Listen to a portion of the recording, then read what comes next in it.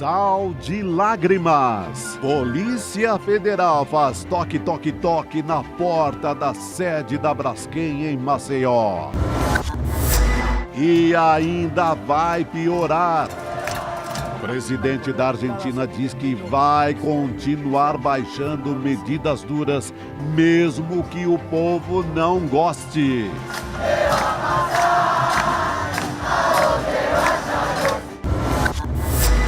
Promessa é dívida.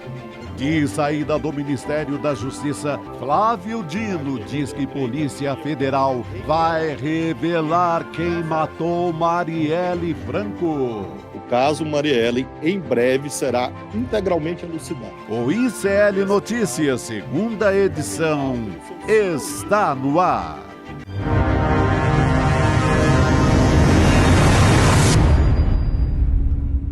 Olá, boa noite, seja muito bem-vindo, seja muito bem-vindo. ICL Notícias, segunda edição, está no ar e hoje é quinta-feira, 21 de dezembro de 2023, está chegando o final do ano, minha gente. Boa noite para você que nos assiste nos canais do Instituto Conhecimento Liberta e Eduardo Moreira no YouTube e também no canal Com Brasil, disponível em algumas redes de TV por assinatura. Boa noite, meu querido Chico Pinheiro. Boa noite para você, Gabi, boa noite, comunidade ICL.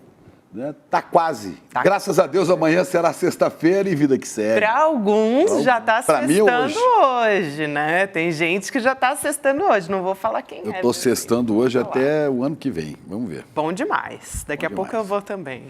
Descansar um pouquinho, né? Mas ainda tem notícia, tá? A gente descansa lendo notícia, preparando notícias, se informando para passar para você que está aí na comunidade ICL. É isso aí. A gente vai começar falando a respeito do nosso governo aqui no Brasil, mas a gente ainda vai falar de Javier Milei, dessas medidas bastante autoritárias, para dizer o mínimo, contra os manifestantes argentinos que em pouco mais de 10 dias já estão se levantando e resistindo contra esse governo. A gente vai falar a respeito também dessa fala de Flávio Dino sobre o caso Marielle. A gente continua querendo saber quem mandou matar Marielle. Parece que essa resposta, segundo o ministro Flávio Dino, vai ser dada em breve.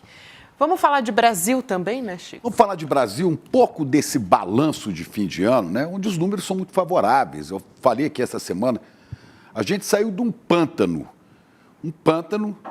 de tentativa de impor regime autoritário, de um pântano de falta de conhecimento, de negacionismo da ciência, de tentativa de golpe, de atraso em todos os sentidos. E o Brasil, em um ano, deu uma recuperada forte, inclusive na economia. Ainda não chegou onde precisa chegar, né, que na maior parte dos brasileiros ainda é desprovida de dignidade nas suas vidas, mas o esforço deste país que muda é grande. Então, foram várias conquistas que o país teve. Virou a 9ª maior economia do mundo, né? E Lula brincou dizendo, não sabem o trabalho que dá ter tanta sorte, né? A nota de crédito soberano do Brasil subiu, está aqui, né? Só que os jornais dizem que foi após a reforma tributária. Não, não foi o mercado, meus caros, não. Isso aí é esforço de governo com uma sociedade que acredita, né? Mas foi promulgada, né, uma grande condução do presidente Lula, do ministro Haddad. Em muitos aspectos nós crescemos, nós melhoramos, nós evoluímos, não é? Inclusive na picanha. Gente que nem sonhava mais poder comer carne, né? Vai melhorando, é de leve, é aos poucos, mas vai melhorando. Agora, acho que o mais importante é que o país recupera seu prestígio internacional e começa a demonstrar sua crença nos valores da democracia. Você não viu esse presidente aqui subir em palanque para falar palavrão contra o ministro do Supremo, para ameaçar fechar a Suprema Corte, para tentar chamar o seu gado para a arruaça, né? Embora tenham conseguido no dia 8 de janeiro fazer uma grande arruaça, naquele que a ministra Rosa Weber chamou de o dia da infâmia. Mas, olha, a pesquisa da Datafolha diz que 74% dos brasileiros preferem a democracia. Quer dizer, 3/4 preferem a democracia. Tem 7, 8% que acham que uma ditadura seria melhor.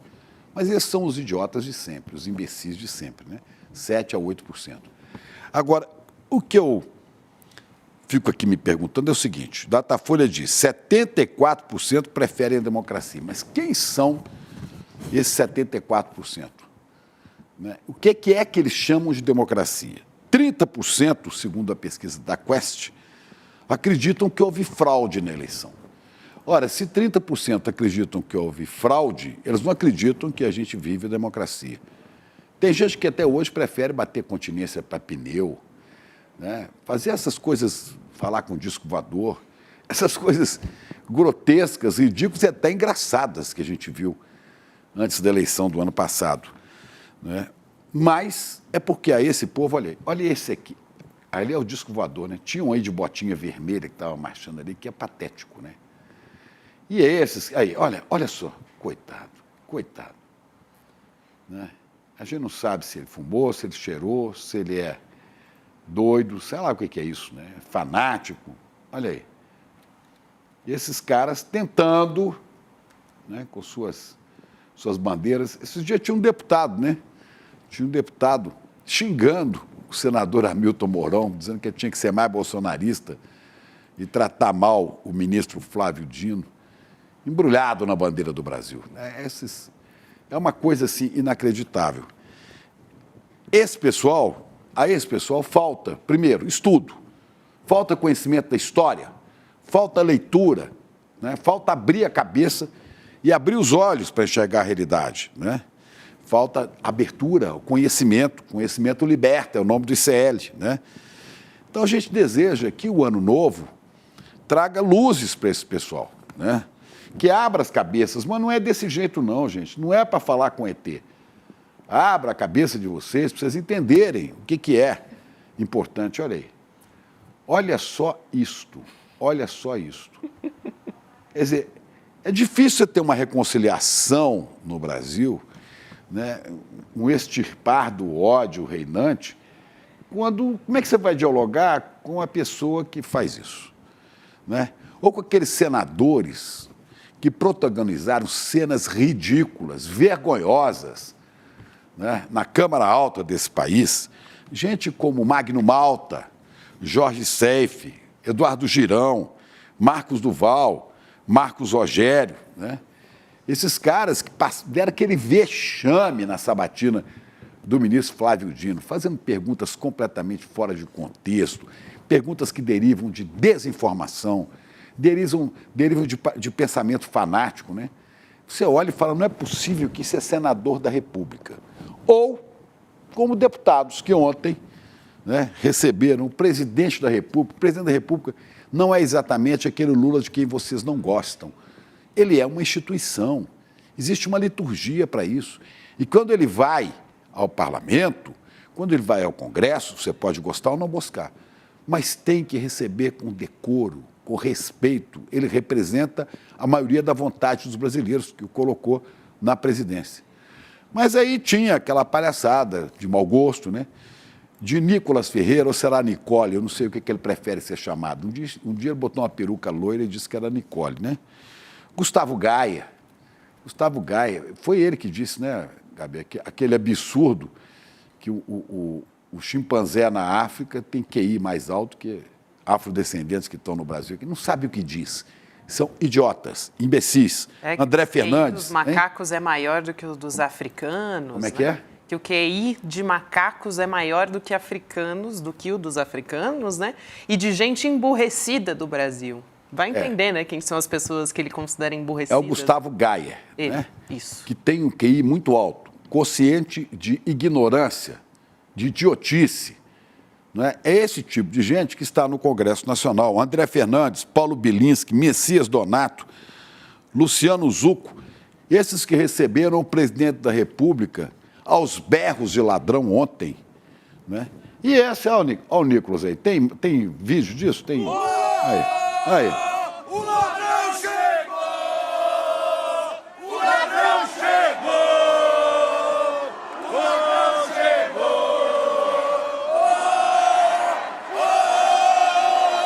O ladrão chegou! O ladrão chegou! Se esses absolutamente despreparados vergonhosos na representação do povo brasileiro na Câmara Federal, merecem mesmo, né, ir parar no Conselho de Ética e ter os seus mandatos revisados. Não é para isso que você vota e elege essa gangue para ficar lá, berrando, ameaçando. E um deles, esse Messias Donato, que faz parte desse coro, ele estava junto com o Nicolas Ferreira, tomou um tapa na cara do deputado petista Washington Quaquá, que perdeu a compostura ali. Também não aprovamos isso. Quaquá, aliás, não estou falando de Sérgio Moro, viu? O Quaquá é o deputado, não o senador Quaquá. É o deputado Quaquá, não devia ter agido assim, porque, olha ele aí, porque aí ele se iguala a essa turba, né? Aí, tá com um tapa ali, ó, no tal do Messias, que não é Messias Bolsonaro, é Messias Donato, né? Esse é um ambiente quinta série, vergonhoso, ridículo.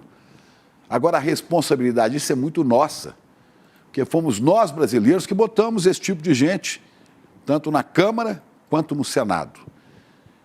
No ano que vem temos eleição para prefeito. Prefeitos que virarão cabos eleitorais, depois de eleitos, dos futuros senadores e deputados da eleição de 2026. Então é preciso, você que é da comunidade CL, peço encarecidamente a cada um que passe a conversar sobre a qualidade dos votos das pessoas que nos cercam. Vamos ajudar essas pessoas a enxergar que podem estar simplesmente, ao votar em gente como essa aí, cuspindo para cima, esperando o cuspe voltar na própria cara. Está na hora da gente evoluir e melhorar o nível dos nossos representantes, tanto do povo na Câmara quanto dos estados no Senado. O Ulisses Guimarães dizia, olha, você está achando ruim essa legislatura que está aí? Espere a próxima, será pior. Eu não acredito que possa haver algo pior do que isso que a gente vê hoje. Olha aqui, eles estão de costas para o presidente da República, mas de costas para a bandeira do Brasil, para o hino nacional. Eles só não ficam de costas para pneu. Eles ficam de frente e batem a incontinência. Lembrando que eles têm que seguir o decoro parlamentar, né, Chico? Eles só lembram do decoro parlamentar quando eles querem imunidade parlamentar, né? Pois é. E tem limite. O deputado Quaquá achou que era falta de couro, aí resolveu dar o couro, né? Ele ultrapassou falta ali. de couro, né? Então, não é assim, o não Quaquá. É assim que você não é assim, as deputado. coisas. Ai, Chico Tá Pinheiro. terminando, vamos embora. Vamos embora. A gente vai continuar falando a respeito disso, mas vamos para a história do ministro Flávio Dino ainda. Está na segurança pública, na pasta da segurança pública, e deu declarações, ministro da Justiça, fazendo um balanço da gestão dele. Ele assume a cadeira do Supremo Tribunal Federal, você deve se lembrar, em fevereiro, no dia 22 de fevereiro de 2024. E aí ele citou o caso da vereadora Marielle Franco, que foi assassinada em março de 2018. Até hoje a gente não sabe quem foi o mandante. E ele prometeu resolver esse caso quando assumiu em janeiro desse ano, 2023, e hoje retomou esse assunto. Vamos assistir o vídeo e ver o que ele disse. Eu, no dia 2 de janeiro, disse que nós iríamos, ministra Cida, elucidar definitivamente o caso Marielle Franco. E hoje, alguém pergunta, bom, decorrido um ano, as investigações avançaram, é claro que eu não controlo o inquérito, eu não tenho a honra de ser policial, mas o doutor Andrei está aqui e eu quero reiterar e cravar, não tenham dúvida, o caso Marielle em breve será integralmente elucidado, porque esse é um caso fundamental pelo seu simbolismo de defesa das mulheres na política e, portanto, de defesa da política. Vamos chamar o Chico Sá para entender mais dessa história. Meu querido, boa noite para você. Junte-se à nossa mesa de Chicos. Toque, toque, toque. Aí, Xará. Boa noite, Gabi. Boa noite, Xará. Boa não noite, é a Polícia Federal, CL. não. É o nosso sabiazinho do Faz o bububu aí, vai lá. Bububu. Ainda não é a PF, E aí, Chico, como é que vai ser essa história? Vai mesmo, você acha? O ministro vai assumir a cadeira do STF, né, Flávio Dino, em fevereiro.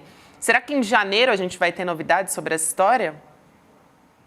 Olha, Gabi, eu não sei se antes do Flávio Dino assumir o Supremo, mas eu acredito que ele não falaria, né, com essa convicção, com esse tom, se não tivesse bastante avançado o roteiro aí das investigações. Eu acredito que desde o pronunciamento dele no começo desse ano, quando falou do caso, que estava perto de resolver todos os enigmas da história, eu acho que ali já tinha algo com substância, e eu acredito que será resolvido, porque, meu Deus do céu, será que o Rio de Janeiro, que não produz nada perfeito, criou um crime perfeito? Um crime que já se sabe quem atirou, já sabe o roteiro, de onde partiu, como foi o tiro, já prendeu quem fez os disparos. E será que esse mandante é tão poderoso que a gente não vai chegar nele em algum momento? Então, eu me resta como cidadão, como jornalista, aqui com vocês, dividir com a comunidade essa esperança, porque esse caso, deixar impune esse mandante, faz muito mal para o país. É uma prova que vale a pena esse tipo de crime. Então, vamos acreditar que terá solução. Pois é, desde que o ministro assumiu, Dino, ele disse, né, que era objetivo dele, era principal desvendar o caso Marielle, né, que aconteceu já há 5 anos. Né? Foi há 5 anos, né? Sim.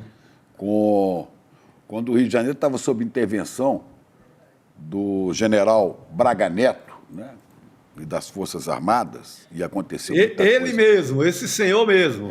E não soube explicar isso, não investigou isso, né? Enfim, talvez dissesse que não era tarefa dele, né? Mas, desde que o ministro Dino anunciou, eu tive a mesma impressão que você, ele tem algum elemento forte para acreditar que isso vai dar. E agora, quando ele está deixando o ministério, ele volta a falar disso. Então, preparemos-nos, porque vem bomba por aí. Lembrando... E vamos saber não só quem mandou, mas quem está por trás disso. Quem mandou para agradar a quem? Porque, olha, você pode ter um dos chefões do Jogo do Bicho, né?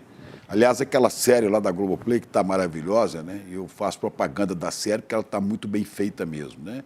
Aquela Vale o que está escrito, ela deixa a suposição que é um dos chefões do Jogo do Bicho. Mas esse chefão estaria como mandante para agradar alguém, para levar alguma vantagem. Né? É isso que a gente quer saber. Queremos saber... Alguém... E lembrando só, né, Chico, pode falar, que a gente teve no primeiro semestre, quando completou o primeiro semestre do Dino no Ministério da Justiça, a gente teve novidades em relação ao caso Marielle, né? Teve fechamento de delação premiada a respeito disso. Para ter novidades também teve a história de mais um envolvido, né? No caso Marielle também, que ajudou em toda ali a organização, né, de como que seria feito esse crime também. Então, a gente teve em julho avanços bem importantes nesse caso e agora, quem sabe, a gente vai ter finalmente a resposta que a gente tanto quer saber, né, Chico Sá? É o que a gente espera, né, Gabi? Esse inquérito, esse inquérito tocado pelas autoridades do Carioca, né, pela Polícia do Rio de Janeiro, o Ministério Público do Rio, ele foi muito... ele enfrentou muitos obstáculos. Um escondia, botava na gaveta, o outro derrubava as provas. Assim, havia todo aquele Rio de Janeiro criminoso que junta milícia e os bicheiros do Vale o Escrito contra esse inquérito, contra o andamento dessa apuração. Junta-se a isso também na corrente aí do crime e da ilegalidade, a política bolsonarista, ali muito, muito associada aos milicianos. Então, é muita gente para colocar na gaveta, para colocar uma pedra em cima, mas eu acredito que o Flávio Dino, agora já na condição de ministro aprovado para o Supremo, não iria continuar com esse papo se não tivesse evidências bem sinceras e concretas. Então, eu acredito sim que a gente terá em 2024 a solução desse crime terrível. Ô Chico, essa história, né, a gente teve aqui, só para dar mais detalhes dessa delação premiada, foi o ex-PM Wélcio de Queiroz. O autor dos disparos, a gente sabe que foi o Rony Lessa, e surgiu o nome, em julho desse ano, do ex-bombeiro, o Maxwell Simões, o tal do Suel, que foi quem arrumou o carro todo que foi usado para praticar esse crime, né? Eles foram com esse carro para assassinar a Marielle e o motorista dela, o Anderson Gomes. Teria sumido com as armas depois também, né? Exatamente. Seria a pessoa que se desfez das armas. Agora... Diga. São muitos personagens já, não é? A gente tem o filme, o roteiro ali quase completo, acho que falta muito pouco. E eu não acredito que a cidade que produz tantos crimes em séries, que vive numa ilegalidade sem tamanho, ao ponto do irmão do governador ser pego com a casa cheia de dinheiro, o próprio governador, o governador que andava com a mochila cheia de dinheiro. Então, é um rio de tantas ilegalidades que eu não acredito que essa organização criminosa seja capaz de esconder, por mais um ano, que seja o mandante desse crime. E uma vez desvendado esse crime, eu acho que o estado do Rio muda de patamar.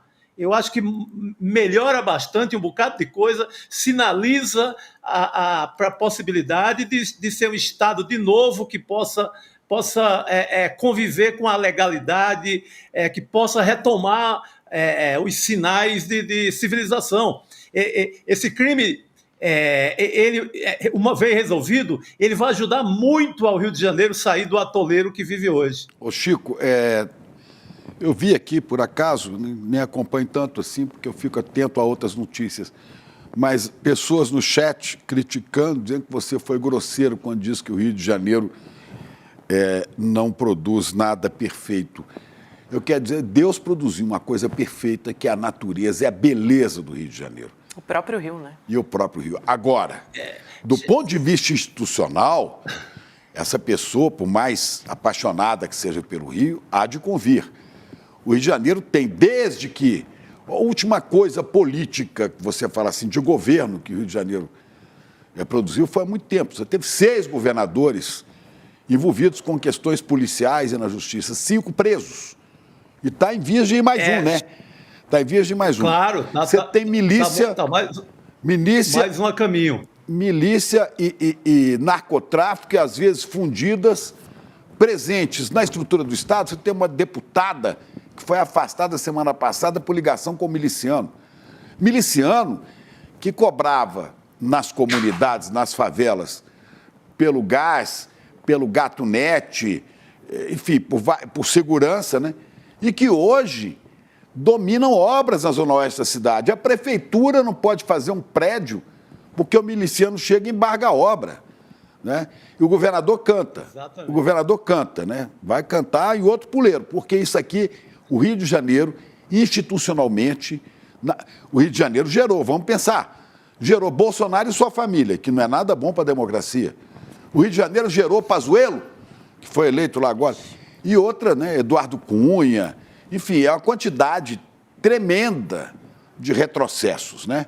E a cidade dominada, em grande parte, não toda, por milícia, por narcotraficantes, muitas, eu não estou dizendo de todas, mas muitas igrejas, ou pseudo-igrejas neopentecostais, que manipulam a fé e a boa-fé das pessoas e usam isso para fazer dinheiro, usam isso para garantir votação em seus candidatos fascistas. Quer dizer, é isso que você vê no Rio de Janeiro. E a gente gostaria demais que o Rio fosse compatível com a beleza que lá está e com um povo maravilhoso que faz o samba, né? Que faz cultura neste país.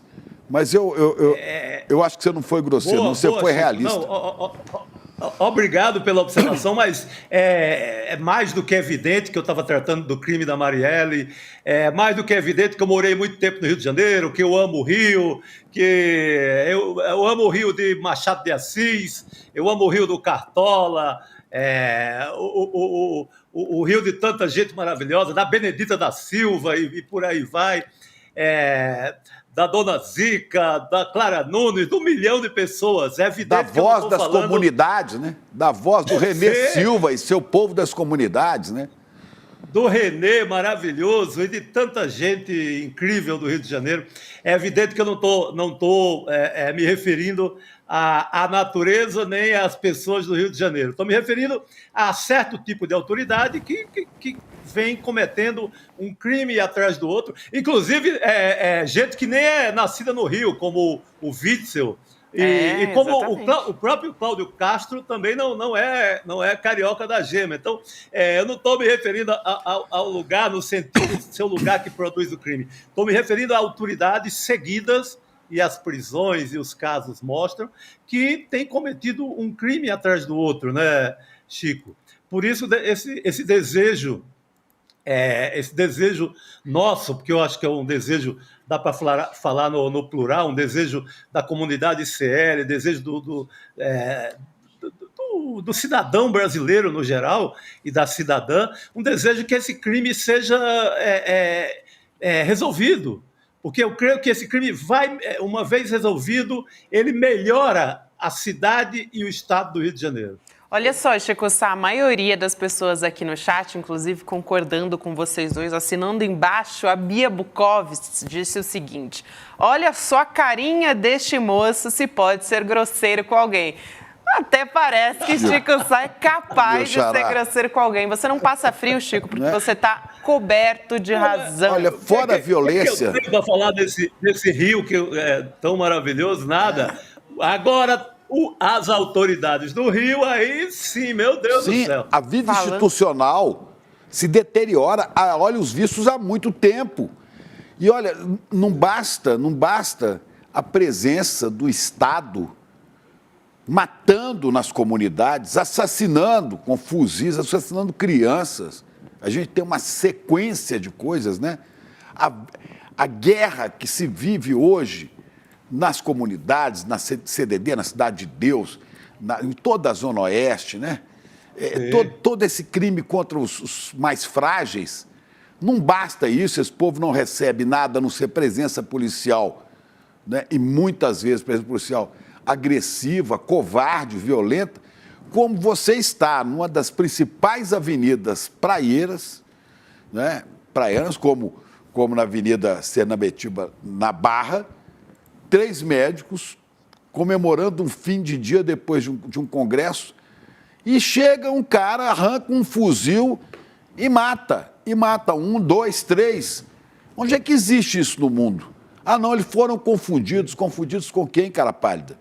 Aí você dizer que né, você negar que esta é uma cidade que perdeu o rumo, né?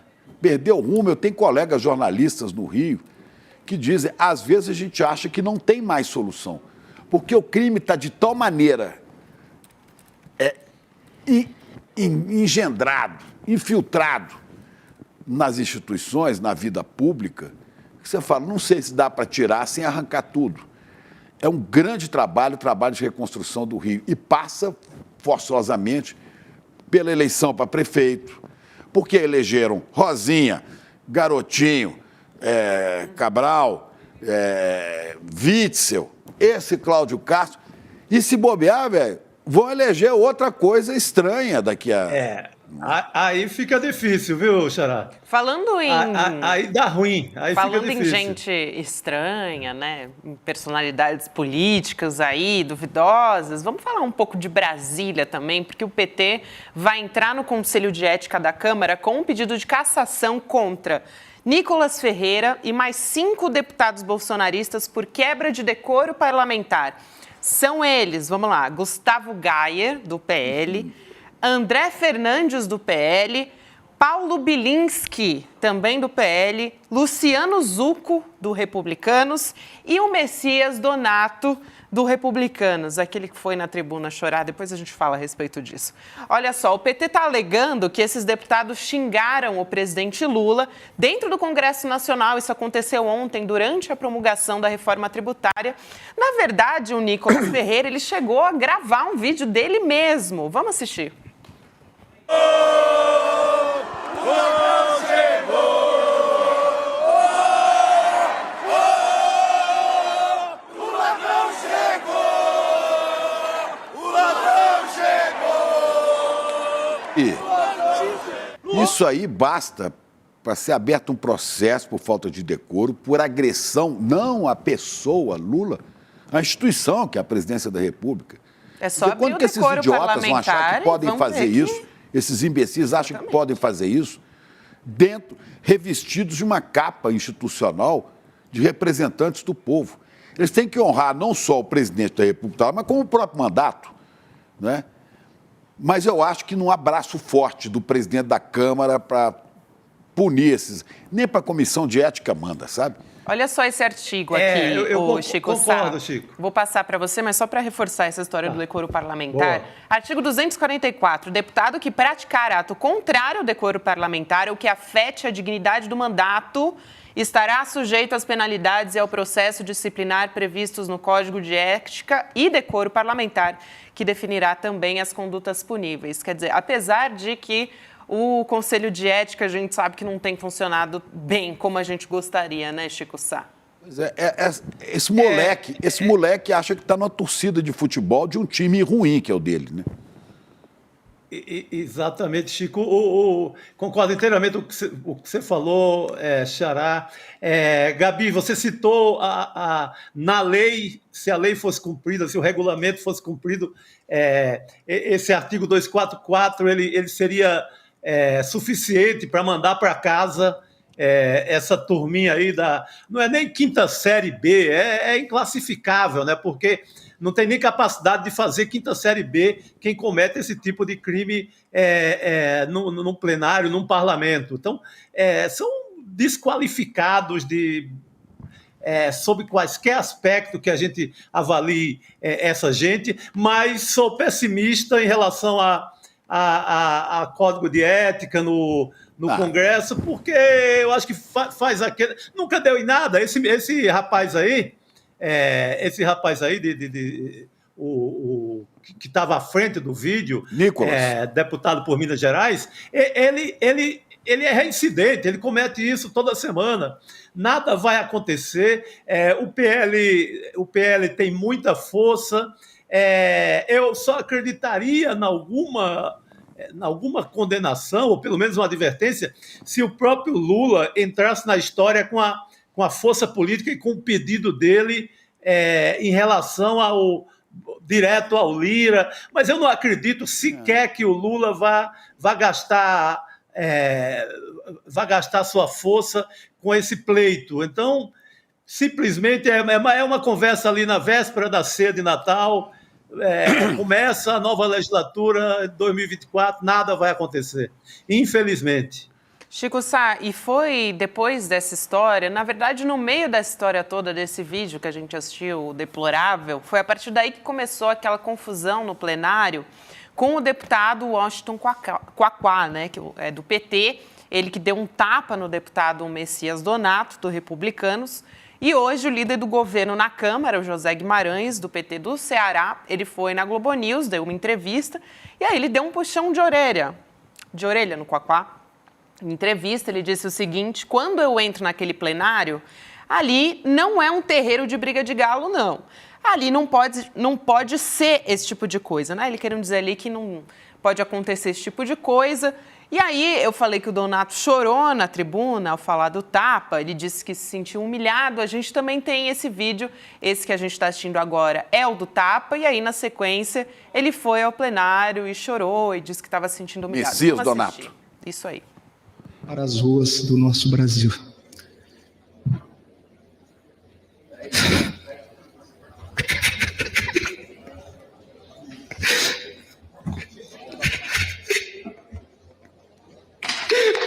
Desculpa.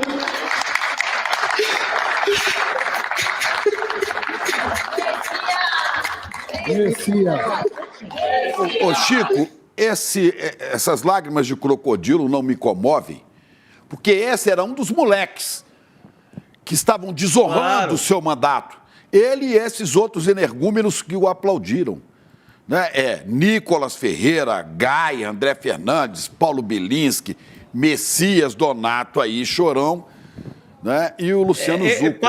Pareceu, Chico, pareceu aquele choro de aqueles caras que o Malafaia contrata, ou que o R.R. Soares contrata, ou o Valdomiro, para chorar nas igrejas, sabe? Para arrancar mais o dízimo explorando a fé popular, explorando a boa fé da população, sabe? Pareceu um daqueles circos. Atitude óbvio de que moleque, o Quaquá Chico. não... Ele e o Quaquá, dos dois, atitude de moleques. Né? Claro. O Quaquá não é de hoje, ele tem ele praticou algumas coisas dentro do próprio PT que são coisas completamente reprováveis, assim. Ele não poderia, por conta do crime dessa turminha aí, entrar também no jogo e ir para a famosa via de fato, sabe? Também tá errado da mesma forma. Exatamente, Chico. Mas eu fico pensando... O próprio Quaquá, Gabi, você lembra que ele votou pela não cassação do Nicolas. Bem lembrado, bem lembrado. Ele votou pelo Nicolas, então se igualou, entrou na mesma turma. Eu tenho ouvido lá no Rio... Defendeu esses caras, agora vem reagir assim? Olha, eu tenho ouvido lá no Rio, né? Mas o Quaquá está fazendo, ou fez, né? Porque era prefeito, uma boa administração em Maricá. Pode até ser, pode ter feito, isso não vamos discutir. Mas a presença dele no parlamento tem sido lamentável, deplorável. Que é bobagem atrás de bobagem, ao ponto disso aí. Né? Quer dizer, até isso a gente vê. Mas é um bando de moleques que não honram e não dignificam o mandato que receberam. Bando de moleques, molecoides. O Arthur Lira também falou sobre isso, o presidente da Câmara, Arthur Lira, também falou à Globo News a respeito disso. Ele disse que o fato deprecia, desmoraliza, é ruim para o parlamento, as imagens que ficam e que vão para o mundo são depreciativas. Agora, tem um ponto que eu queria colocar aqui, que é o seguinte: tem gente querendo caçar o mandato do Quaquá. Seria justo se os deputados bolsonaristas também, que tumultuam e que vão contra o decoro parlamentar, então também tivessem um mandato cassado. Agora, o PT, aqui está dizendo que ele tomou um puxão de orelha, né, Chico Sá e tudo mais. Será que o PT não poderia levar esse caso para o Conselho de Ética dentro do partido? Porque se eles estão contrários a essa atitude do Quaquá, poderiam dar o exemplo também. Estou pensando aqui, queria jogar essa história aqui para você também discutir com a gente, Chico. Sim, eu acho que o Quaquá não é de hoje, que ele merece, no mínimo, uma advertência do partido, né? O que ele tem cometido. Isso eles falam sempre da questão da boa gestão dele lá. O PT fez uma boa gestão em Maricá, Chico, assim, são gestões consideradas, julgadas excelentes pela população, mas uma coisa, outra coisa é essa parada aí de estar batendo mesmo que seja bolsonarista, mesmo que seja essa gente aí de quinta série B. Pô, por que ele defendeu? Outro dia estava defendendo os caras no Conselho de Ética, ele livrou a cara do Nicolas, então se igualou a essa gente, sabe? Então, eu acho que o PT tem que jogar mais para valer com o próprio Quaquá também, Gabi, você tem razão. E vamos ver se o presidente da Câmara, se esse Arthur Lira, age, porque ele mandou nomes de deputadas para o Conselho de Ética, você se lembra? Sim, a Sâmia Bonfim, a Chacriabá, 5 ou 6 deputadas que defendiam causas populares legítimas, né, de povos originários e coisas assim, E ele mandou para o Conselho de Ética, né? Aliás, eu acho que todas já se livraram de lá. Mas isso, o Lira mandou rapidinho. Vamos ver se ele vai agir com essa molecada que está aí, né, sujando o nome do parlamento. Eu acredito que não, mas quem sabe aí, por uma zebra, ele manda todo mundo, incluindo o Quaquá, né? Manda os 6. Porque se vale para um, tem que valer para todos, né? Mas para todo mundo. Você já sabe antes. Por exemplo, se não me engano, esse André Fernandes é um deputado do Ceará, não é, Chico? Exatamente. Você sabe como é que esse deputado conseguiu notoriedade para ser eleito, né? Sei. Fazendo um tutorial na internet ensinando depilação do ânus. Desculpem, mas eu vou dizer. Ganhou notoriedade.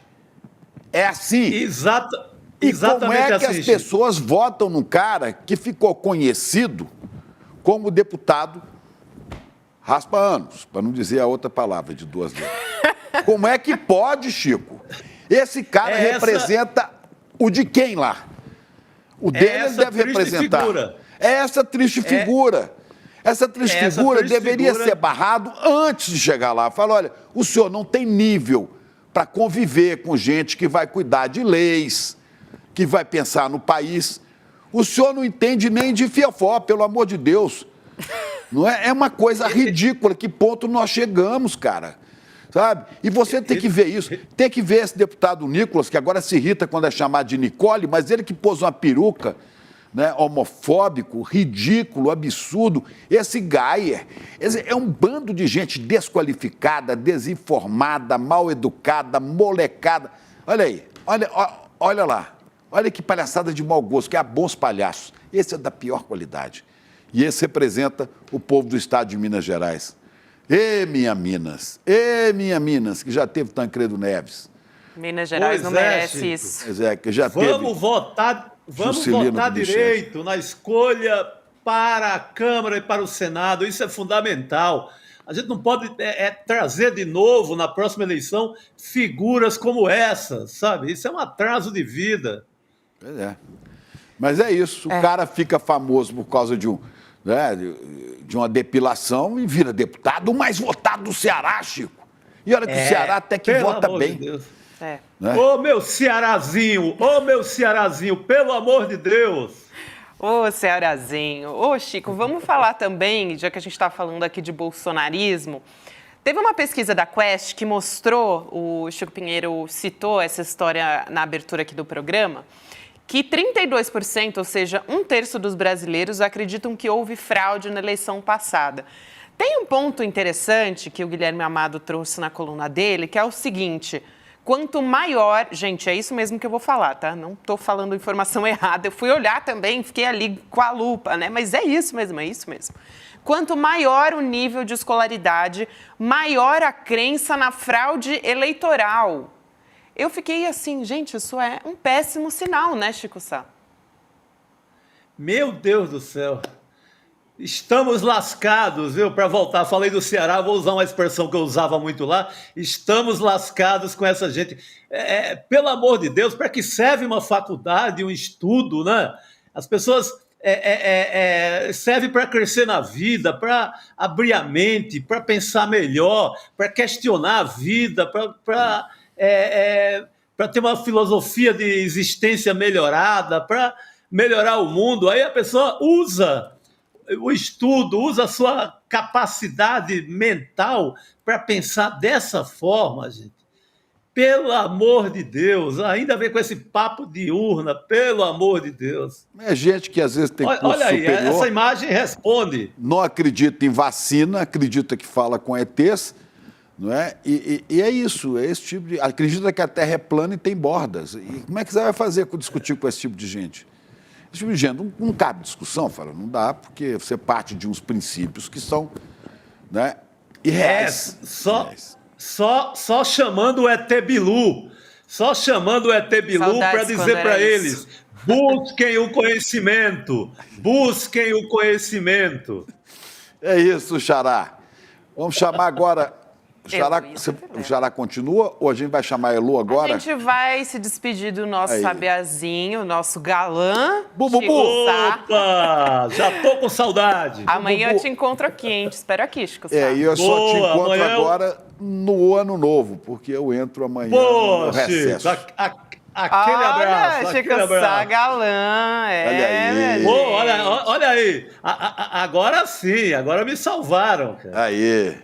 Que é isso, hein, Chico Sá? Olha Xará. só, não é qualquer pessoa, não. O pessoal o do charme. Photoshop trabalhou bem hoje no ICL. Obrigado, Vento. Gabriel Bento. Não, mas não é verdade, não, hein, Até, Chico? Isso é querida. modesto. Beijo, até amanhã, Chico. Até amanhã. Até mais. Agora vem a nossa querida Heloísa Vilela aí. Ela tá rindo Já porque ela chegou estava rindo assistindo já, nossa eu amo. conversa aqui, né? Tava vendo a gente falar do Claro. deputado, né? E ela postou umas coisas aqui. Tá no capricho hoje, né, Hoje Chico? tá no Tu tá no capricho hoje. Vai fazer o quê, né? Vai sair de recesso amanhã, você já tá, né, aproveitando. Tá Pois é. certo, tá certo. Já tá derrubando a gente ao vivo. É isso aí, Elo. É isso aí. Vamos falar da Operação Braskem, Elo? Essa história de hoje, importante, PF deflagrou hoje essa operação contra a Braskem numa investigação sobre o afundamento dos bairros que foi causado pela mineração da empresa lá em Maceió.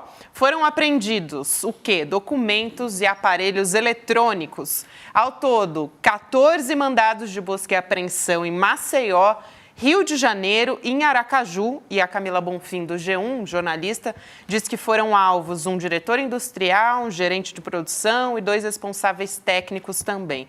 O nome dessa operação é muito bom, né, Lu? Chama Sal de Lágrimas, referência a Salgema, as minas de salgema da empresa que estão justamente correndo esse risco de colapso.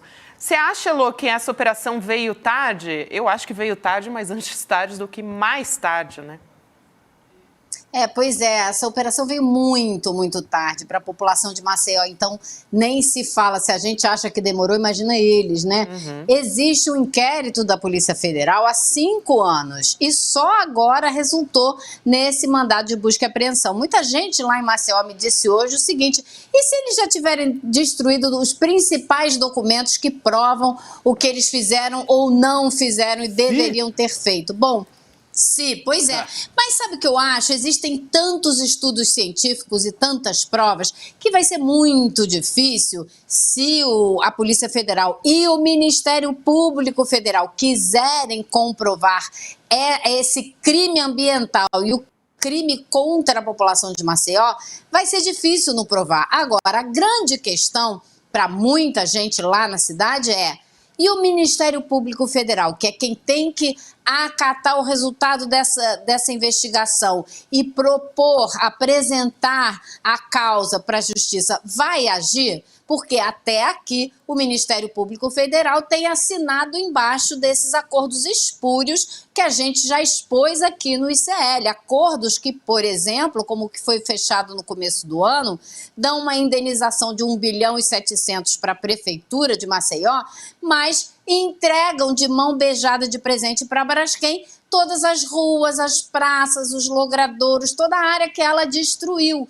Então não faz nenhum sentido. O que os moradores querem lá é rever todos esses acordos, inclusive os acordos de indenização que muita gente teve que assinar às pressas para sair de onde estava por causa da pressão que foi feita na época, no meio da pandemia, para que todo mundo deixasse suas casas. Então existe ainda muito o que discutir. Agora eu diria o seguinte: melhor tarde do que mais tarde, porque pelo menos agora existe o resultado de fato dessa investigação.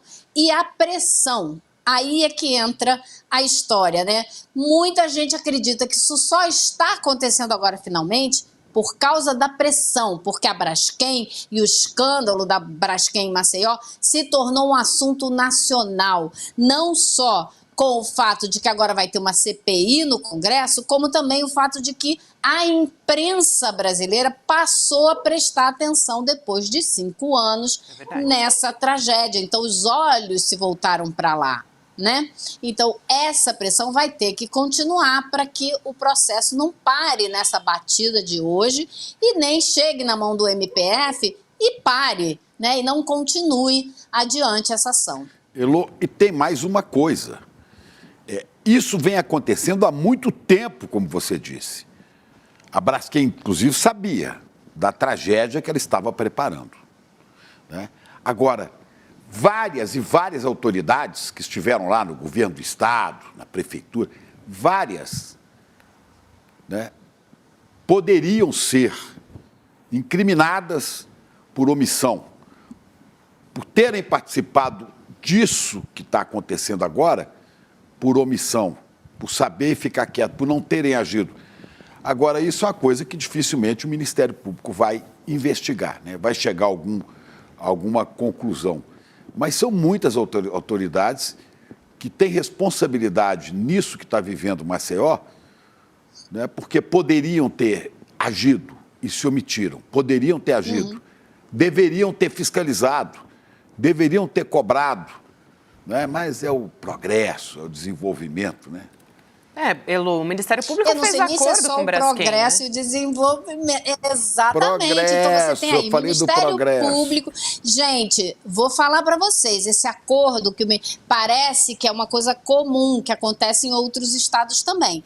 Mas em Maceió, em Alagoas, eu sei que eu vi o contrato, tem lá o artigo do acordo feito com a prefeitura, desse 1 bilhão e 700 milhões de dólares, 1% vai para a procuradoria, vai para os advogados que trabalham para o governo, que já são pagos com os impostos da população.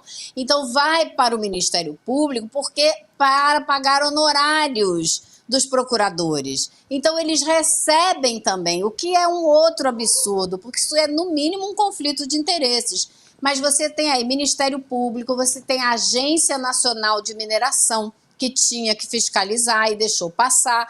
Você tem até o BNDES, que é citado numa queixa-crime por ter financiado projetos dessa mineradora, né? Você tem os procuradores, você tem os governos estadual e municipal. Então, assim, a lista é longa. A gente não sabe até onde a investigação da Polícia Federal vai.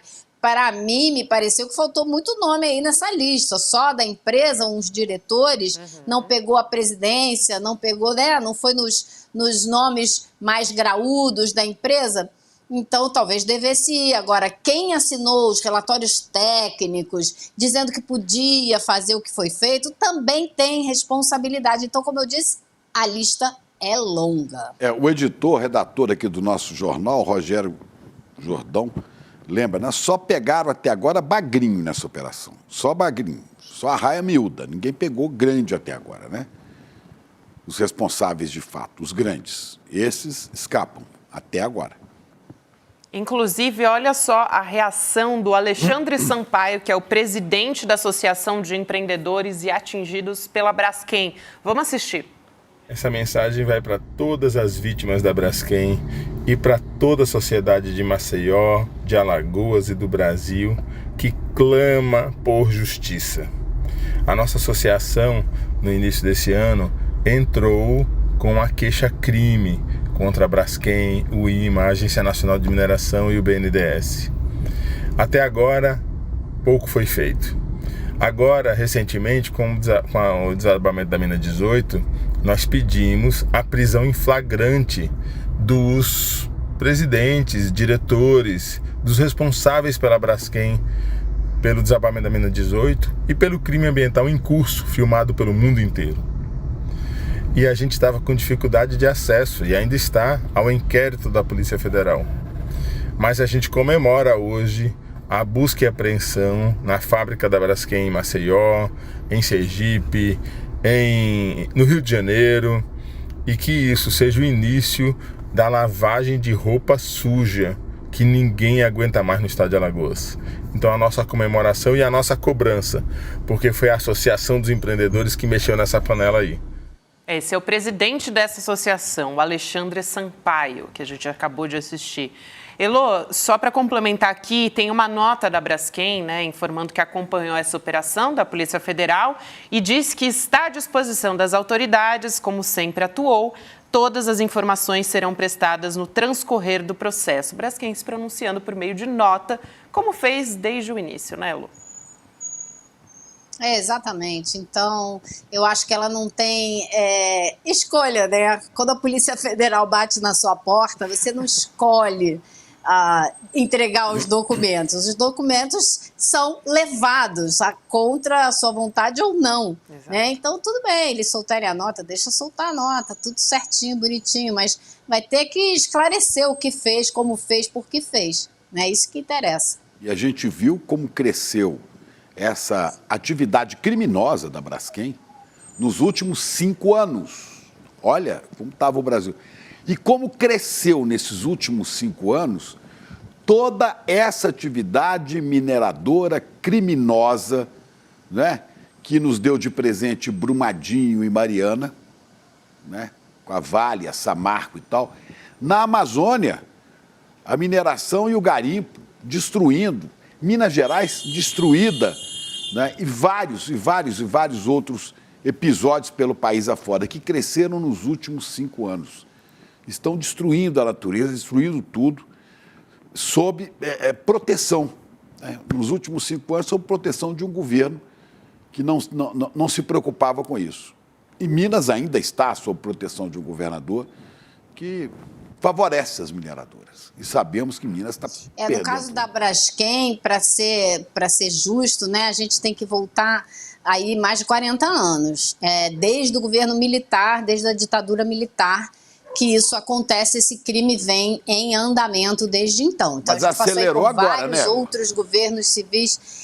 Olha, Chico, não exatamente, porque o terremoto que aconteceu foi há 5 anos. Então, dos últimos 5 anos, não houve mais, essas minas foram abandonadas. Algumas foram complementadas com areia, algumas com água pressurizada, que não estão resolvendo muito o caso, porque elas continuam desabando. Mas a exploração do salgema nesse local de Maceió parou naquela época. Agora, a Braskem já pediu autorização, tem um pedido em andamento para explorar no litoral norte de Alagoas. Aparentemente, ela está influenciando uma lei que está em tramitação no Espírito Santo, porque ela também quer explorar o litoral do Espírito Santo, tem mais salgema por lá. Ou seja, a gente precisa olhar para essa questão, não só para resolver os problemas de Maceió, indenizar corretamente os moradores e parar com a destruição lá, como também para evitar problemas futuros. É isso aí. Vamos falar Boa da lembrança. guerra também? Vamos seguir aqui falando dos brasileiros que estão na faixa de Gaza. Partiu hoje o avião da FAB, da Força Aérea Brasileira, que vai resgatar essa terceira leva de brasileiros e os parentes deles também, palestinos, que estavam na faixa de Gaza. O avião saiu com mantimentos que devem ser doados. E esse grupo já está no Egito nesse momento, o Egito que faz fronteira com o sul da faixa de Gaza, e eles devem chegar ao Brasil nesse sábado agora.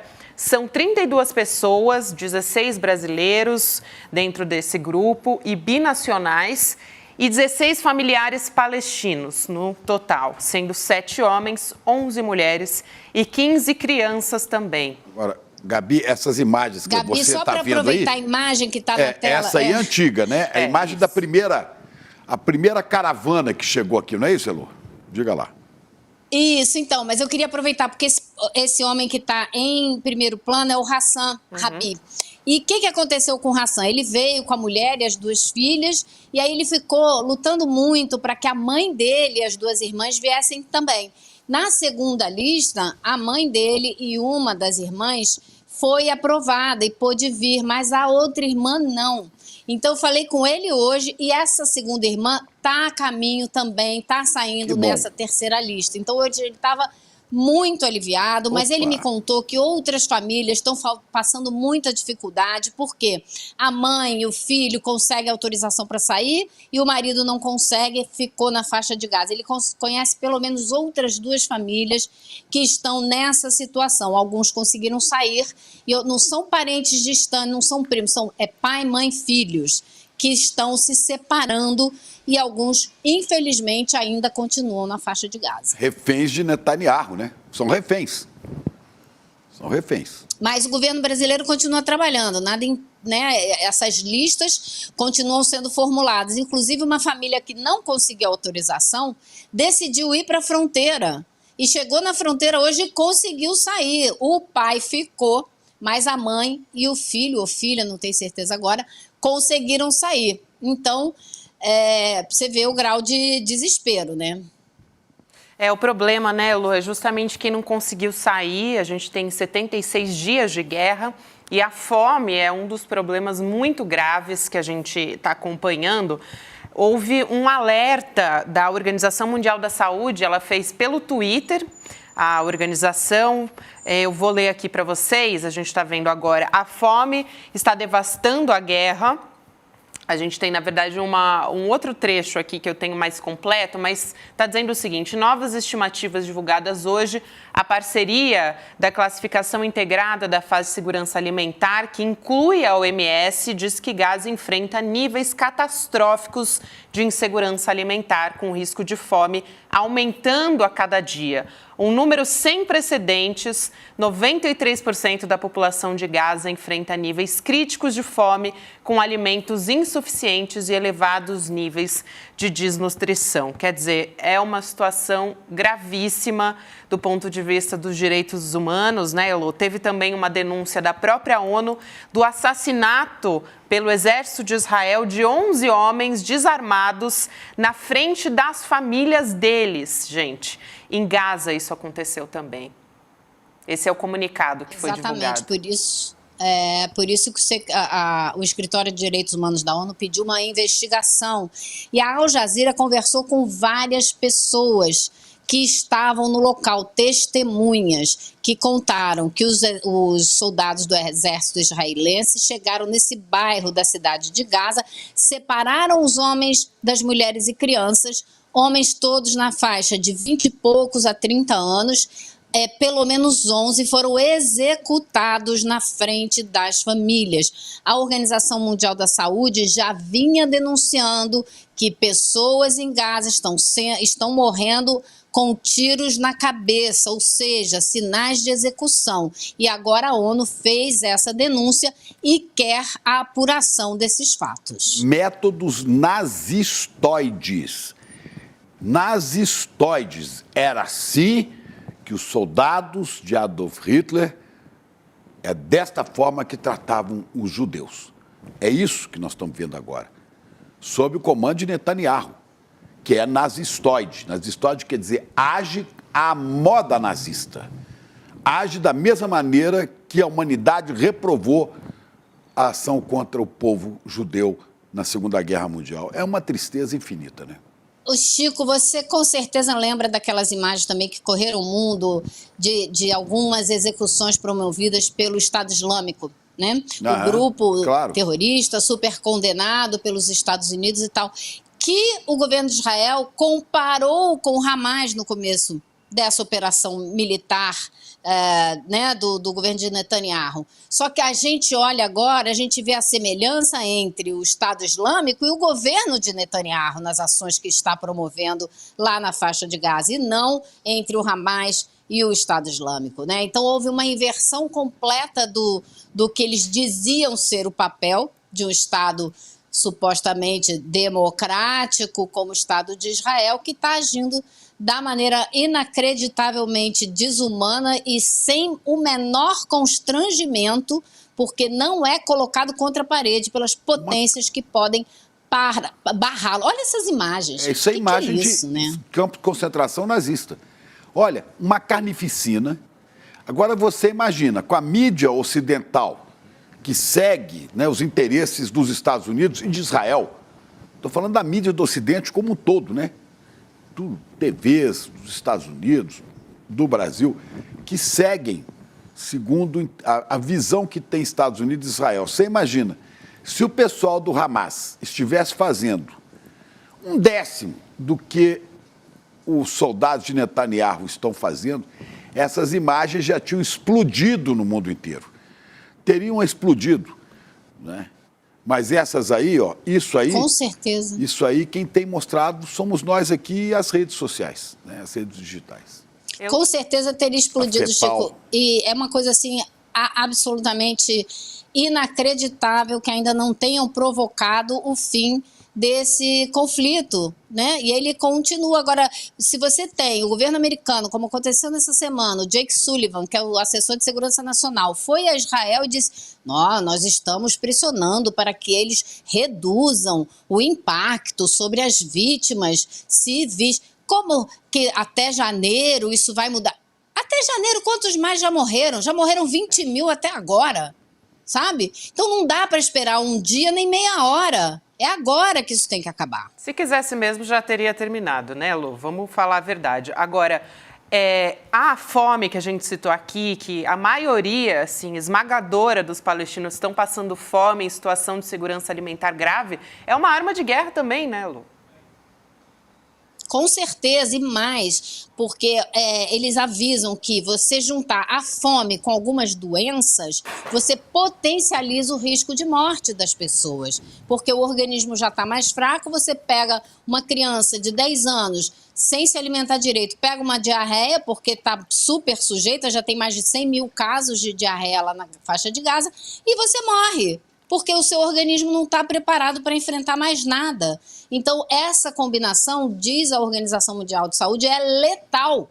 Letal, você combinar a fome com algumas doenças que estão já circulando na faixa de Gaza. Elô, muito obrigada por hoje, querida. Amanhã você não vai estar aqui com a gente, né? Você já vai descansar. Não, amanhã eu vou de manhã só. Ah, então tá bom. Bom fim de ano para você, Elô. Até 2024, se Deus quiser. Te vejo no ano que vem. Beijo, querida. Até. Tchau, pessoal. Maravilhosa. Agora a gente vai conversar com o Nassif aqui. A gente vai falar sobre a Argentina. A gente falou dos hermanos um pouquinho já, né? Ele anunciou um mega decreto de corte de gastos e privatizações. Hoje o novo presidente da Argentina, Javier Milei, disse que isso foi só o começo. Ele falou, essa foi uma afirmação que ele deu para a rádio Rivadavia. Esse é o nosso primeiro assunto com o Luiz Nassif. Boa noite para você, querido. Eu aproveito para te dar parabéns, né? Porque você está sabendo da história, Chico Pinheiro? Do Luiz Nassif. O jornal GGN foi o veículo escolhido para receber o título de destaque econômico do ano de 2023. Então, eu já vou dar parabéns, né? Parabéns. Boa noite, Luiz Nassif. Boa noite, seu Chico. Estamos na luta aí. Estamos na luta. Muito bom, Nassif. A Argentina, o que o Milei está fazendo, ele sabe que não vai durar muito tempo. O que ele quer é fazer o que o Paulo Guedes tentou aqui também, que é a chamada teoria do choque. É uma estratégia que vem lá da escola de Chicago, que é o seguinte: quando você tem um grande fato que chacoalha um país, pode ser um golpe de Estado, pode ser uma eleição que nem a dele, pode ser um problema que nem aquele Katrina, aquele furacão Katrina, você tem uma desorganização dos instrumentos de defesa do país ou da região. Então, nesse momento, você entra com tudo, e o que ele está propondo é um suicídio para a Argentina, né? Pois é, isso não é possível dentro da democracia, né, Nassif? Não é possível o cara conseguir fazer isso. E nem a população assistir, né, e de braço cruzado o que está acontecendo. Eu acho que não dura um ano. Não sei sobre isso. Não tem jeito, viu, Chico? Hoje ele ainda fez a provocação. O pessoal saiu na rua ontem, lotou as ruas, Buenos Aires principalmente. Nassif, ele falou, não, isso é só olha só o que ele disse, já que você citou essa história, né? Ele disse que é só o começo e tal. Ele disse o seguinte: aviso que vem mais. Em breve vocês vão ficar sabendo. Vamos convocar sessões extraordinárias e enviar um projeto de lei para modificação do Estado.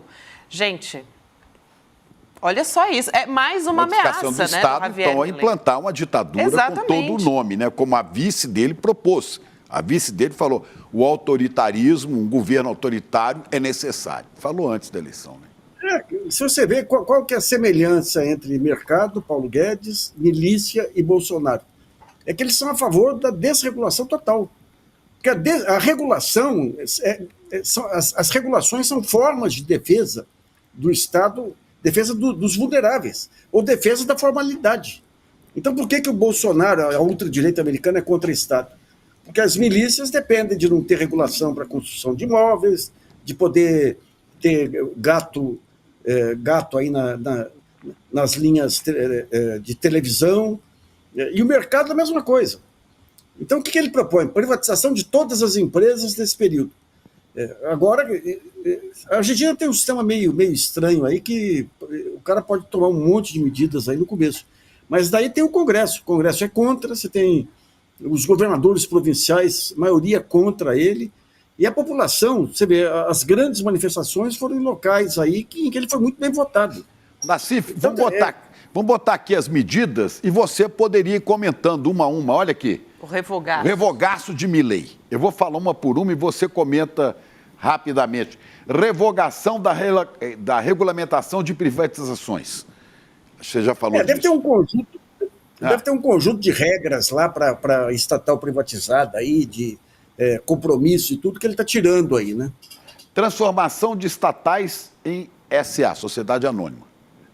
Pois é, ele prometeu passar para os funcionários aerolíneas argentinas, que foi mais ou menos uma jogada que o Collor tentou por aqui. O Collor, em certo momento, ele queria criar um modelo que permitiria a venda de ações das empresas, parte das ações, para os trabalhadores, para poder ter adesão à privatização. Agora ele quer transformar todas as estatais lá em sociedade anônima. Então, é que nem reforma agrária sem MST, né? Você divide a terra em várias pequenas propriedades, o cara é dono da propriedade, chega um maior, compra tudo. E aí então, acabou, né? Que o MST não faz, porque ele mantém, né? Ele não vai entregar a terra para ser vendida. Não, essa é a grande revolução do MST que deixa os ruralistas indignados, né? Porque o cara ele tem direito a repassar para os herdeiros o direito à produção, não à terra.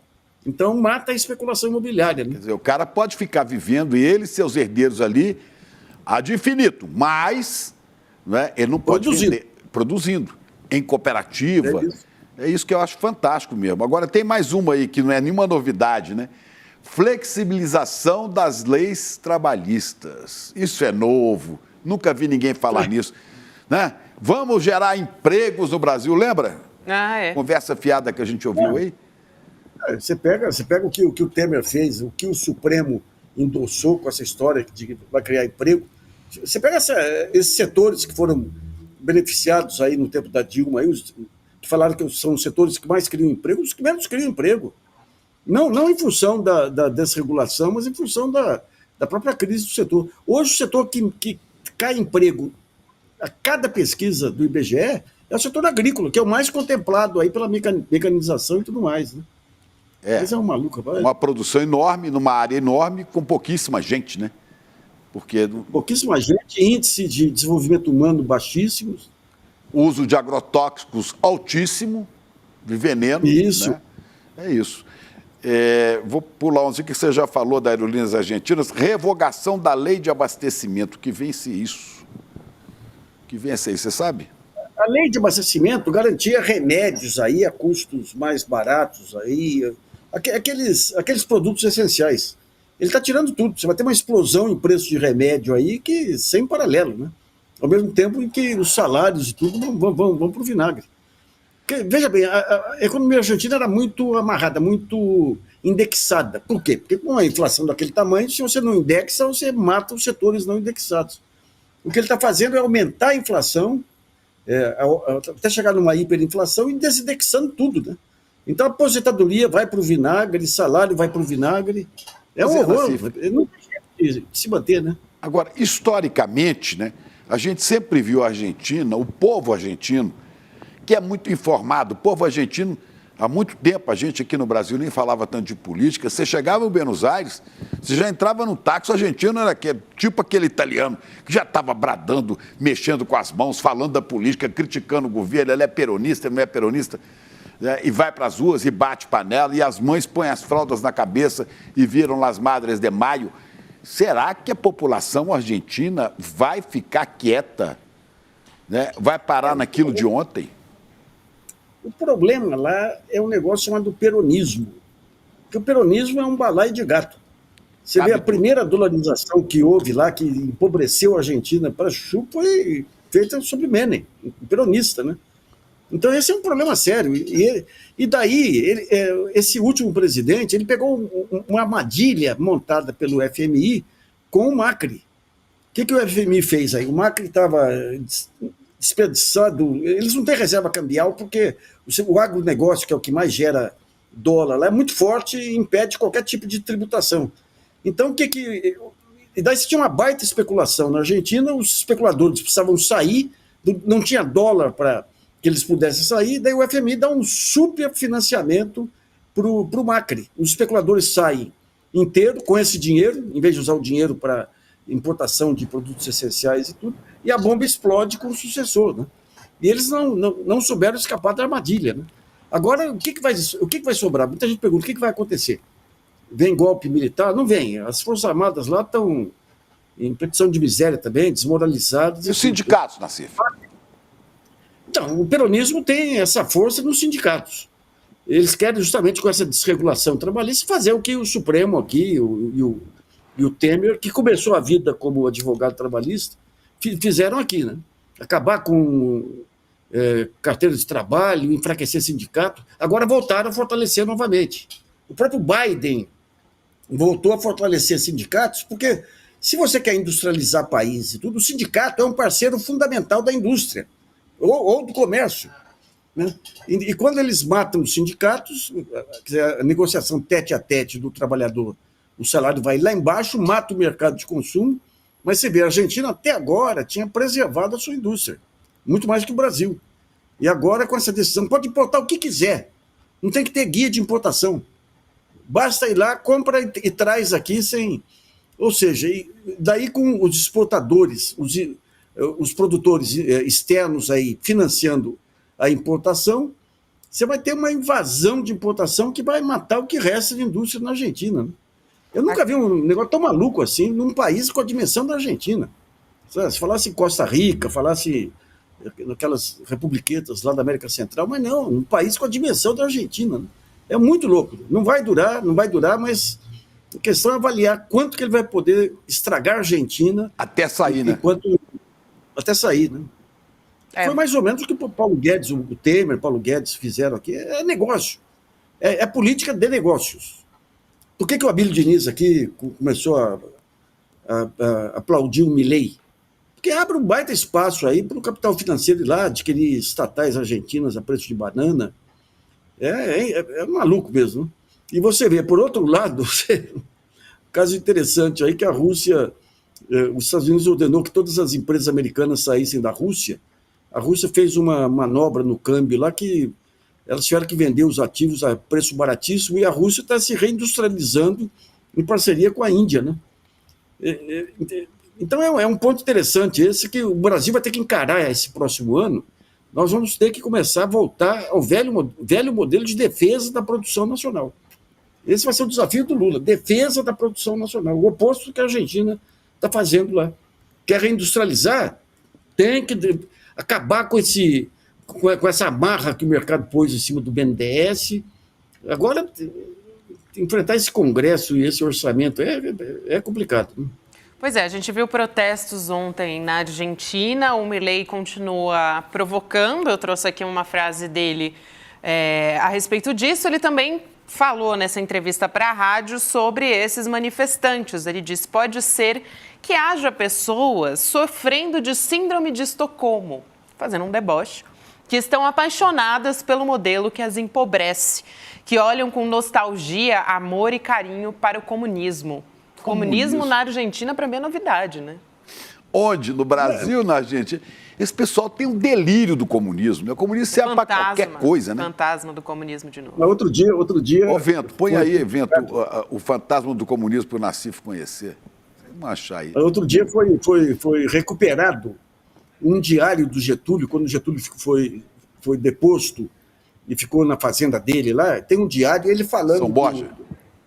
Do modelo econômico aí, ele fala assim, ele não falava do mercado, mas essas políticas aí liberais é só para beneficiar o poderoso contra o pobre. E se você faz qualquer coisa para o pobre, eles já começam a falar que é comunismo. Ou seja, é uma jogada, o Brasil não renova nem... Ô, Nassif, mas é interessante. Isso, se não me engano, está no livro do Lira Neto, da biografia de Getúlio, né? Talvez esteja lá, mas o que eu estou falando são anotações que ele tinha. De agora. Que a filha do Opus Cepedoc agora, é isso.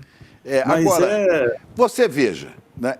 Lá em 35, né, fizeram o Plano Cohen, lembra? O Plano Cohen, foi desenhado por um capitão do Exército Brasileiro, integralista, General Mourão, não esse Mourão aí, né? É o Mourão de 64, mas ele era capitão na época e era integralista, né? E ele fez um plano de ataque comunista ao Brasil, entregou esse plano para o ministro da Guerra, na época que se chamava ministro da Guerra, e isso serviu de pretexto para um caça às bruxas no país. Quer dizer, essa história de comunismo serve a muita coisa aqui há muito tempo, né? E esse negócio de fake news disseminado pela mídia, antes você teve as cartas do Arthur Bernardes lá também, que serviram para isso. Então, você tem o Lacerda, que mandou, aliás, ele mandou o Newton Carlos, que era um baita cara, na Argentina, para descobrir que o Samuel Weiner era da Bessarabia, não era brasileiro. Era bessarabiano. Escuta, o Newton Carlos, você fala o nosso colega, com quem nós trabalhamos, né? O grande Newton Carlos. Olha, Checo, né? Grande Newton. Que descanso. Mas ele cumpriu esse papel. Checo, você precisa saber o que está acontecendo. Era assim que ele falava, né? Era uma figura, viu? Mas ele acabou sendo incumbido pelo Lacerda de até a Argentina descobrir a origem do Samuel Weiner. Então, esses jogos são antigos, são antigos. Viu? Não, Mas Diga. Mas o atraso da elite brasileira é tão grande que houve uma conspiração do bem nos anos 60 entre o Santiago Dantas, que era ligado ao Jango, e o Afonso Arinos de Melo Franco, que era ligado ao DN, para ver se colocava um mínimo de racionalidade na elite brasileira. Sabe? Até eu perguntei lá para o Neto, aí, aquele jornalista que é neto do Afonso Arinos, se ele não achava lá nos arquivos Bernardo do avô. Melo Franco. Bernardo Melo Franco, belo jornalista aí. Bom jornalista. Mas não conseguiram. É uma elite muito atrasada. Pega o Jango, você pega os caras que foram crucificados em 64, quando o mundo sai da guerra e entra o Banco Mundial para reconstruir o mundo, as grandes figuras referenciais eram brasileiras.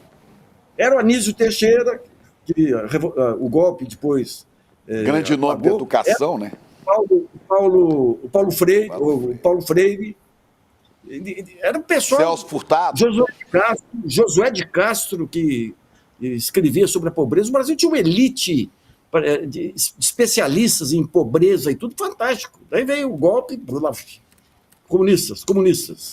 Olha, Nassif, é ótimo você lembrar tudo isso, né? Porque isso aqui, para a própria comunidade CL, depois poder pesquisar. Eu sei que falta muito para todos nós, né?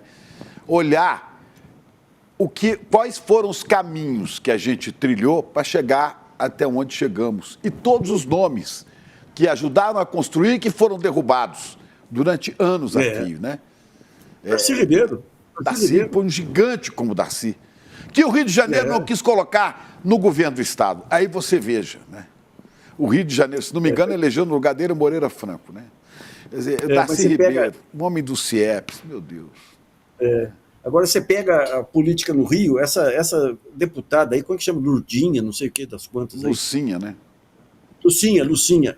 Eu conversava com um velho diplomata lá do Rio, que falava alemão e tinha contato com a ThyssenKrupp, que era uma grande siderúrgica. Lá em 2008, ela começou a ser achacada pelo crime organizado.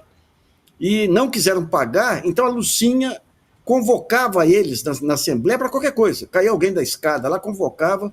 No fim, tiveram que pagar propinas lá em 2008. Ou seja, o modelo, o crime já introjetou na política do Rio faz 20 anos aí, né? É um horror. É um horror. Nassif, vou me despedir de você e também aproveitar e te desejar Feliz Ano Novo, Feliz Natal, já tudo, né? Porque a gente só vai se ver ano que vem agora. Inclusive, Nassif está no Em Detalhes de amanhã, viu, gente? 10h30 da manhã. Opa, com você? Amanhã? Vai ser amanhã, Luiz Nassif está no Em Detalhes. A gente vai fechar o ano com ele. Vocês estão convidados para o nosso Bota Fora aí, que vai ser uma roda de choro lá no Pirabar, na rua Wizard. Vai estar bom, a partir das 2 da tarde lá. E eu não estou aqui. Vai estar um pessoal bom de música lá. Bom demais. Gostava de encontrar no Bar do Alemão, tocando né, O alemão foi uma das vítimas da pandemia aí. Eu sei. Acabou o parto alemão. Junto com o Eduardo Godinho, um monte de gente fantástica. Feliz Natal, Luiz Nassif! Bom, Boa pra vocês noite, também, Nassif. gente. Aí. Um beijo, querido. Até mais. mais. Vamos falar de coisa boa também, né? A gente continua falando aqui do especial, né? Da nossa primeira série, segundo episódio, que a gente fala, inclusive, de Natal, né? E muitas Nós outras estreamos coisas. ontem, né? Estreamos Eu tive ontem. o privilégio de entrevistar 2 gigantes do humanismo brasileiro. Né? E aí, conta pra gente. Vai hoje, 8 da noite, é isso? Segundo Hoje, episódio? às 8 da noite, agora, quando você assinar, inscreva-se agora, tá aqui, ó. Inscreva-se, icl.com.br/N2. Você se inscreve, você abre a possibilidade de ter 250 cursos, os mais diversos, né? Vai pagar menos de R$2 por dia, né? Vai pagar 47 por mês e vai receber livros que valem pelo menos o dobro do que você vai pagar com uma assinatura para um mês. Se você não quiser, para de assinar. Se você achar que não valeu, o ICL também te devolve o dinheiro. É só dentro de 15 dias. Eu quero dizer o seguinte, isso é importante para que a informação, para que o conhecimento circule, né, para que as pessoas participem dessa comunidade. A nossa proposta, o Edu Moreira e o Rafael Donatello e o professor Gessé têm dito aqui, a nossa proposta é uma revolução pelo conhecimento. Só o conhecimento liberta. Esta frase é de José Martí, mártir, né? José Martí, que foi um mártir da independência de Cuba, lá no final do século XIX. Né? E o Martí dizia para o povo cubano, sob domínio da Espanha, só o conhecimento liberta. Então, nós queremos que o conhecimento chegue a todos os cantos do Brasil, a todos os brasileiros. E a forma do conhecimento que não é manipulado, que não segue interesse de grupos econômicos, né? E conhecimento livre, para você ser senhor da sua história e poder trabalhar com a sua comunidade em busca do bem comum. Então está aí, inscreva-se, icl.com.br/N2 e vamos ouvir as palavras de fim de ano de Frei Leonardo Boff, que eu continuo chamando de Frei, apesar dele não ser mais sacerdote diário, né? O exercício do sacerdócio, mas é Frei, porque é frade, é frater, é irmão. E Júlio Lancelotti, né? Esse pastor das ruas de São Paulo. O que eu aprendi nisso aí, a emoção que eu tive, o orgulho que eu tive de poder mediar essa conversa, vocês só vão entender se assistirem. E se você assinar agora, você pode assistir o que foi ao ar ontem, não é? O que vai hoje, e vai assistindo até acabar. E depois que acabar os 4 episódios, você vai poder assistir tudo outra vez. E tem teaser também do episódio de hoje. Tem? Dá Vamos tempo? ver? Vamos dar uma olhadinha. Vamos lá. Vamos lá.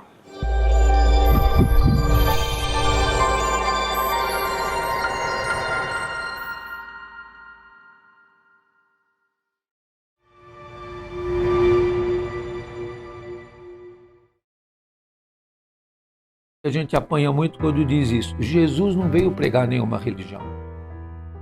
Jesus não pregou, ele nem sabia que existe catolicismo. Nem Ele nem sabia disso. Não existia Cristo ainda. Ele propôs humanizar a vida. As famílias brasileiras estão muito divididas. Como é que se reconcilia isso? Como é que faz para rearticular o discurso? O que falta mais no mundo de hoje é sensibilidade, cordialidade, isto é, cor vem de coração. Nós não sentimos o outro como irmão, como irmã. Eu acho que a grande crise não é nem econômica, nem política, nem ideológica. É a crise de sensibilidade, porque nós não sentimos aquele que está do nosso lado como nosso irmão e irmã, como semelhante. Nós não tocamos a pele dele para dizer: você tem a mesma pele que eu como ser humano. Hoje isso está ausente e no lugar disso entra o ódio, entra a rejeição, entra a exclusão. Muito bom, gente. Olha, isso é palavra de profeta. As pessoas acham que profeta é aquele que adivinha o futuro. Não é não. Profeta é aquele que revela o que está debaixo do seu nariz e você não vê. E a gente não vê. São palavras de Leonardo Boff e do Padre Júlio. Que privilégio nosso de ouvir esses dois, gente. Tem Sinapse CL a partir de agora, e lembrando que para você assistir a série, tá, tem que assinar, fazer inscrição, icl.com.br/N2. E agora sim você fica com o Sinapse CL, a Robertinha Garcia e o César Calejon entrevistam Luiz Eduardo Soares. Excelente entrevista, hein? Antropólogo, cientista político, professor e escritor. Muito boa noite, obrigada a você que nos acompanhou até aqui. Especial de Segurança Pública. Exatamente. Boa noite, Chico. Até ano que vem. Boa noite, até ano que vem. Você continua me vendo na série, nessas entrevistas fantásticas desses dois gênios, mas eu volto aqui para o Jornal do ICL 2024.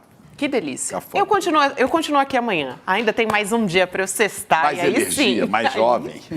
Eu fico mais um diazinho aqui para fazer companhia para todo mundo. Beijo, pessoal. Até amanhã. Obrigada. Natal.